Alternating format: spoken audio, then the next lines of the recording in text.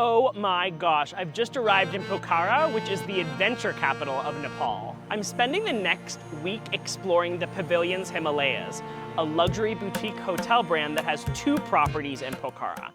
I arrived in Pokhara after taking a quick 25-minute flight from Kathmandu. I was picked up at the airport by staff from the Pavilions in a comfortable Jeep. We took a quick 10-minute drive along the lake. They grabbed all of my luggage, and then we hopped into a traditional Nepali wooden canoe. They have 2 staff that have paddles, and they paddle you along the lake to the other side where the resort is located. It takes about 25 to 30 minutes. It's really scenic. You have opportunity to look at lots of resorts, as well as ancient Buddhist temples. And we also ran into a really rambunctious family of monkeys and elegant white herons.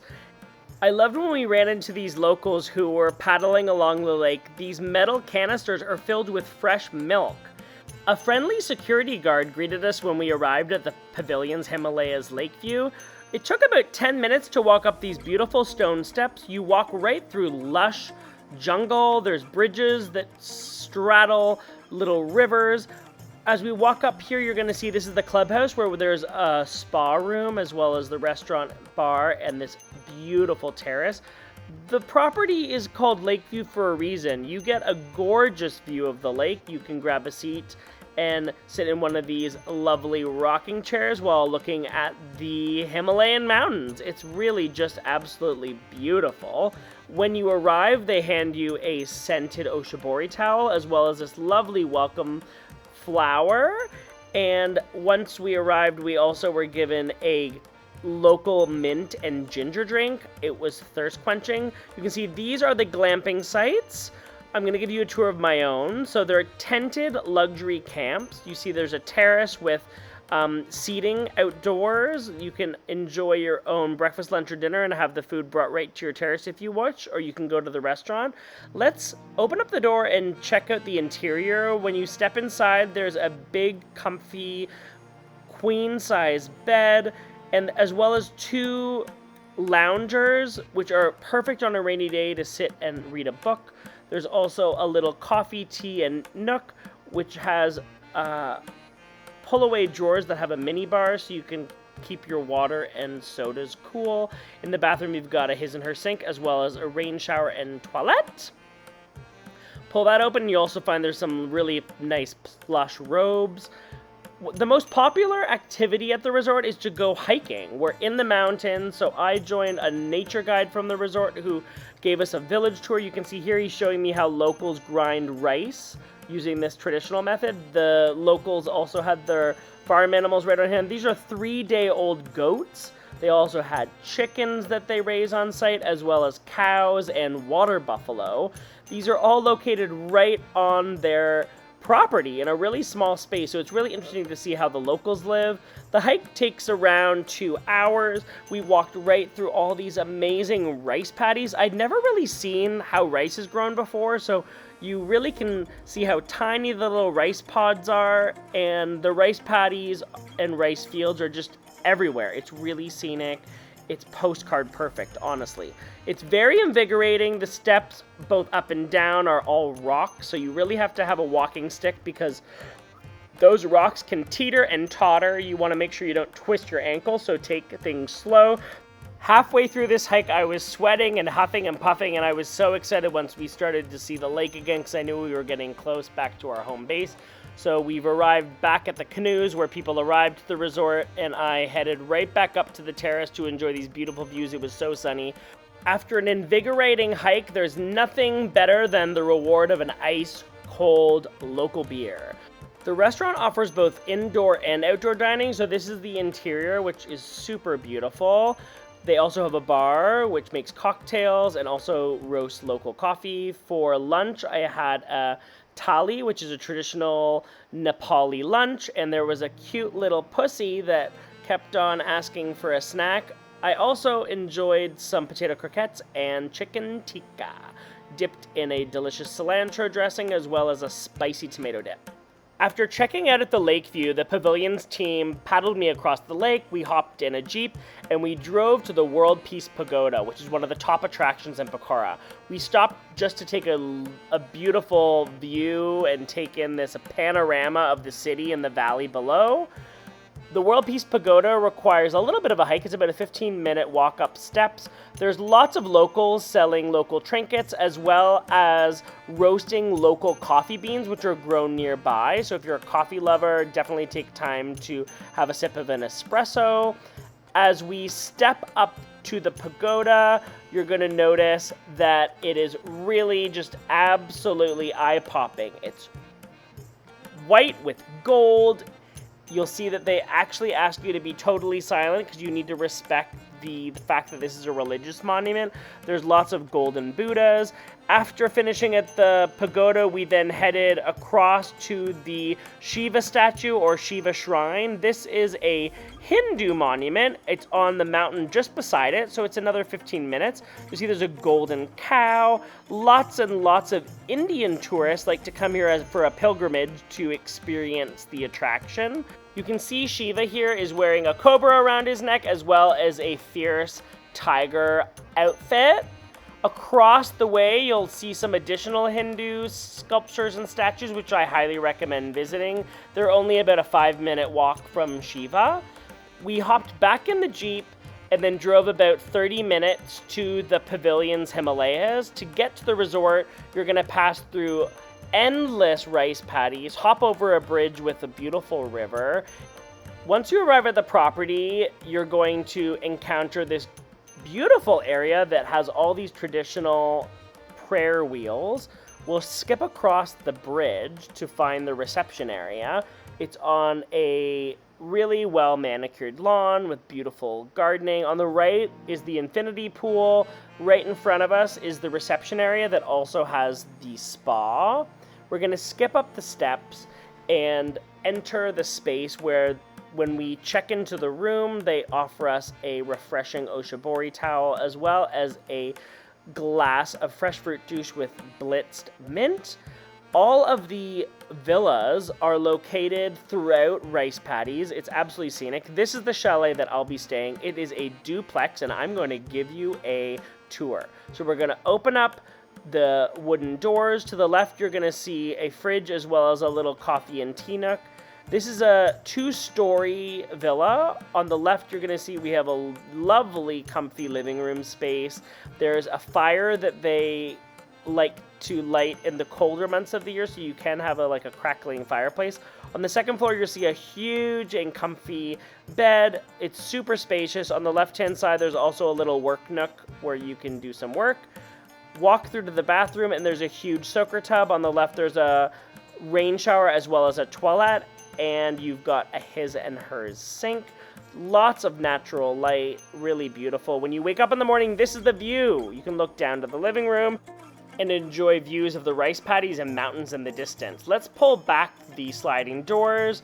I love to have a little coffee here in the morning and listen to all the birds chirping while looking out onto the rice paddies. Let's step into the dining room. It's quite dramatic. You've got all these gorgeous hanging couches. You can choose to eat indoors or sit outside on the terrace, and there's a cocktail bar in the back just behind the fireplace. The menu offers a nice selection of Western and local Nepali dishes. This is momos and tikka paneer. All of the ingredients are raised right on the organic farm on the property. Skip out of the restaurant, and the terrace has lovely lounge chairs that overlook the infinity pool, which also has a jet tub. This is the perfect place to rest and relax after you've done a little bit of trekking or on a hot day when you want to cool off. The restaurant servers are just a stone's throw away, so you can easily order cocktails or snacks at the pool. It's a really great way to just spend a relaxing day reading a book. The spa is located just by the pool, so after enjoying a swim, come in here to enjoy a massage. It's a very boutique-y little spa room. They've got a Himalayan painting on the ceiling, and there's 2 beds, so it's a great spot for couples to enjoy a romantic afternoon. From the spa, I'm going to give you a tour of the organic farm. The owner of the property, Douglas, gave me a tour, so we're going to walk through the rice paddies. The whole resort was very intentionally built throughout the organic farm, so when you're walking between villas and the restaurant, you will walk through rice paddies. Most of the animals are located close to Douglas's house. He first showed me the coffee beans that they grow right on the property, so you can see these are the coffee berries. They also have a little goat pen. You can see they've got lots of goats. They use this for milk as well as delicious mutton for curries. We're feeding them some of the fresh leaves, and they got so incredibly excited when they saw this meal. They were just devouring. If you've got kids on this trip, you're gonna love a little visit to the animal farm. They've also got tons of chickens with roosters that go coo coo coo every single morning. And then they also have staff on site that do all the harvesting of the hay from the rice. So you can see there's these cute little baby water buffalo as well as cows on the property. These are some of the adult water buffalo, and really got a great education on how these ladies tend to the rice production. You can see they use these sharp knives to cut down the grass, which is then dried and used to feed all of the cattle. The next morning, a guide picked me up at the hotel to do a full day of sightseeing. We started off at the Gupteshwar Temple, which is a Hindu temple located in a cave. This is the entrance. It's really eye-popping. Look at this gorgeous staircase. So you're gonna step down the stairs after you've bought your ticket. You can see right in the center there, that's the entrance to the cave. Once you're inside the cave, it's very well lit. There's railings. There's people of all ages visiting. It's very wet, so make sure not to slip. And you can see a waterfall right from the cave. And this waterfall is called the Devi's Falls. And on the other side of the road, you can get these gorgeous views from the top of the falls. So these two attractions, you can really spend about an hour, and it's a really scenic experience and one of the best nature experiences in Pokhara. Our next stop was the International Mountain Museum, which is one of the most visited attractions in the city. When you arrive, you walk through these beautiful gardens, and then inside you can see there's a double-decker, really airy and spacious museum that tells the story of mountaineering in Nepal. They've got these great display cases that showcases the local fashions for all of the different indigenous communities that live throughout Nepal. So you can really learn about local mountain culture, how people live, how they cook, the different ways that they do weaving and the outfits that they wear. There's tons of photographs of course, Mount Everest and all of the different topographical maps to showcase the most popular alpine spaces. And one of my favorite elements of the museum was the very end. They have a traditional Buddhist temple that you would experience if you were hiking or trekking up into the alpine areas of Nepal. So if you're not going to be doing hiking, this is a great way to see it from the city. Don't forget to get a photo with the Yeti, which is Nepal's take on Bigfoot. Then we drove down to the lake where we enjoyed a boat ride. The situation is quite hilarious. There's tons of life jackets, so everyone wears a life jacket. There's two options. You can take a traditional Nepali canoe, which is what we did, or if you're a larger group like this Indian family, it's basically like a paddle board. It's hilarious. There's like what feels like hundreds of them on the lake. And then we're heading over to Barahi Temple. This is a really famous Hindu temple, and I got very lucky that it was the last day of a really important Hindu festival. As soon as I got off the boat, I found this band that was performing, and all of these lovely local ladies were having this dance party. I was totally vibing off the high-spirited mood. There was a long line of families that were getting ready to arrive at the shrine. All of them have little baskets of items that they'd like to offer up as an offering to the temple. You can see there's lots of incense, so the smell was really hypnotic and just really an amazing, unforgettable experience. Once we got back on the mainland, I found this little food vendor who had this vegetarian curry and samosas and all these other delicious Indian treats. Our next stop was the Women's Skills Development Organization, which employs over 400 local women who transform Himalayan cotton into yarn that they then color with local and organic dyes. You can see all of the yarn being dried here. and these women are spinning the yarn. I got to get a tour to see all of the different steps of how they create their products and put them to market. So this is the spinning area. Here we have a woman who's actually using a loom, and she's using the yarn that they've prepared and making beautiful designs. They then take the fabric that they make and turn them into beautiful bags, toys, and trinkets that you can buy at local shops as souvenirs. You can see these women are sewing the straps of the bags. Here we also have the storehouse where they store all the finished textiles, so you can really get a sense of the quality control they have here, and the women are incredibly friendly. Highly recommend a visit. This is our next stop, which was the city's most popular produce market. Because I'm a food writer, I really wanted to see how locals purchase their fruits and vegetables. They've got lots of tropical fruits. Apples are incredibly popular, which surprised me, but I guess it makes sense because they have both tropical climates here as well as the mountains, where they can grow everything from pumpkins, squash, carrots, radishes, and of course apples.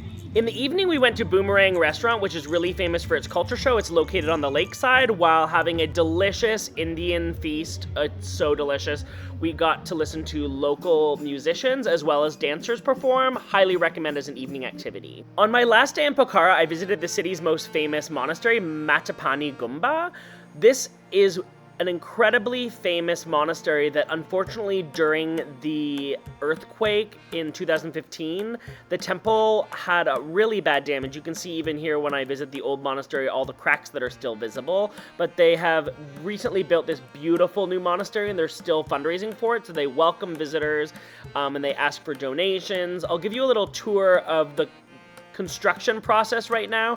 So we got to visit and meet some of the local artists that are painting all the interior. It's really eye-popping. They're gonna have 3 Buddhas at the very front. Right now, the 2 that straddle the main Buddha are currently being painted.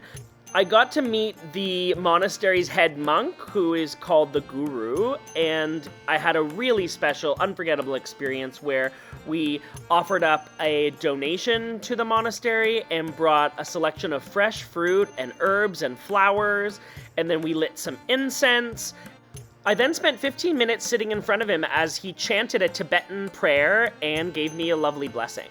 My last stop in Pokhara was actually the most recent attraction. It opened 3 years ago. The Annapurna cable car offers tourists the ability to visit Sarankot, which is a really famous viewpoint that people have traditionally hiked or have to take a long drive to get to, and now you can just fly over local rice paddies, see motorcyclists on the roads up here, and see how the locals live.